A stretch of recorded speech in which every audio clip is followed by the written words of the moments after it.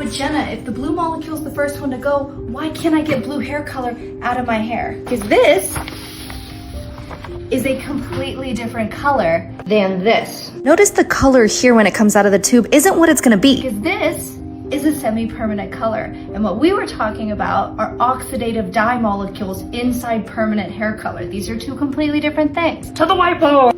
So many of you reached out to me and asked that question, so I really wanted to address the difference between semi-permanent and permanent hair color. Permanent hair color, when you squeeze it out of a tube, it's usually a creamy white color, and then as it oxidizes in the air, it's going to change into the color you want to see on their hair. With semi-permanent hair color, whatever color squeezes out of the tube, that's the color that's going on your hair, okay? It doesn't require ammonia, it doesn't require peroxide, so this gorgeous visual I've drawn for you is a strand of hair blown up. We have to remember there are 100 layers to the cuticle. This is the cortical wall. Semi-permanent hair color cannot go past the cortical wall into the cortex because it does not require ammonia or peroxide.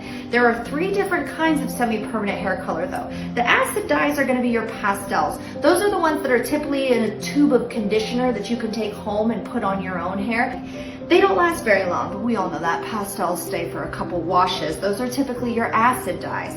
Nitro dyes are going to be your reds, your warm colors. This is a huge molecule. It doesn't stay in the hair very long. And I suspect a lot of you, when you were saying red is the largest molecule, in this scenario with semi-permanent hair color, red is the largest molecule and blue is the smallest. So they are flip-flopped from permanent hair color. I did want to set that straight because a lot of you had questions about that. And this stuff is really confusing and really nuanced. We also have to remember every hair color line is different. So this brings us to our basic dyes. These are the ones that we really struggle to get out of the hair. These are the blues, the greens, sometimes yellow. I don't know if you've ever worked with Aveda, but pure pigment yellow is a tattoo in the hair. Ask me how I know.